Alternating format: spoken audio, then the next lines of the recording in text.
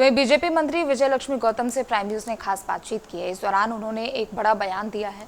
उन्होंने सपा पर तंज कसते हुए कहा है कि सपा के पास कोई रणनीति नहीं है और बीजेपी सभी लोगों के लिए काम कर रही है। और क्या कुछ उन्होंने कहा, आपको सुनाते हैं। और मेरे साथ मंत्री जो हैं विजय लक्ष्मी गौतम जी हैं, इनसे बातचीत करेंगे कि यहाँ पर जो चुनाव की रणनीति में बिल्कुल आगे बढ़ गया है। सभी पार्टियां अपनी दाव लगाई, एक तरफ से सपा भी दाव लगा रही है, दूसरी तरफ से बीजेपी भी दाव लगा रही है, एक दूसरे पे आरोप भी लग रहे हैं। तो इस पर आपका क्या कहना है? मुझे लग रहा है कि समाजवादी पार्टी के पास उनका अपना एक फिक्स वोट है जिसके दम पर वो दाव लगाती रहती है, तोड़ती रहती है। और भारतीय जनता पार्टी के पास अगड़े पिछड़े अल्पसंख्यक सारी और दलित सारी जातियां इस समय भारतीय जनता पार्टी के साथ है, दारा सिंह चौहान के साथ है। क्योंकि Bharatiya Janata party double engine की सरकार और उत्तर प्रदेश में, खास मैं मंत्री उत्तर प्रदेश में हमारे मुख्यमंत्री योगी आदित्यनाथ महाराज जी के नेतृत्व में लगातार सभी जातियों के लिए काम हो रहा है। सबसे बड़ा योजना प्रधानमंत्री आवास योजना, मुख्यमंत्री ग्रामीण आवास योजना, जो हर दलित अल्पसंख्यक सबको मिला है। जाति पात भेदभाव तुष्टीकरण की राजनीति से ऊपर उठ के सभी गरीबों को मिला है, सभी जातियों को गरीबों को मिला है। सभी जातियों के आज हमारी सरकार में हमारे सभी मंत्री बैठे हैं, सभी जातियों के लोग केंद्र में बैठे हैं। तो यहाँ पे सभी जातियों का सम्मान है, सभी धर्मगुरुओं का सम्मान है, सभी लोगों का सम्मान है। योजनाओं के माध्यम से उनका उत्थान और विकास भी किया जा रहा है। महिलाएं भी सुरक्षित हैं। तो यहाँ पे उनके पास कुछ भी नहीं है, वो बस सिर्फ एक वर्ग की तुष्टीकरण की राजनीति जानते हैं कि उनका वोट न बहकने पाए।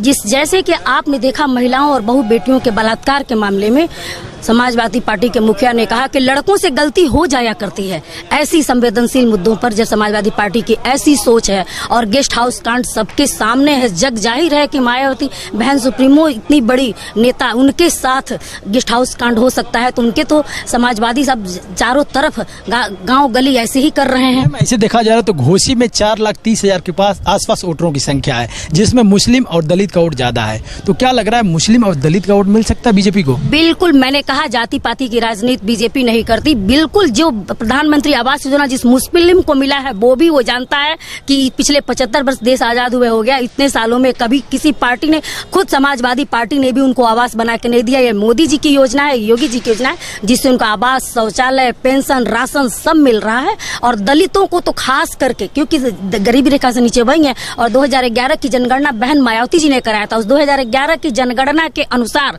सबको आवास दिया गया है। दलित भाइयों को तो बहुत, और माताओं बहनों का ये भी कहना है मैम कि यहाँ पर इस पूर्वांचल का सबसे बड़ा महत्वपूर्ण चुनाव घोसी हो गया है, क्योंकि ऐसा चुनाव शायद ही देखने को मिलते हैं। अगर इसमें सपा से यहाँ से दारा सिंह चौहान विधायक थे, लेकिन फिर उनको विधायक लड़ने की क्या वजह थी?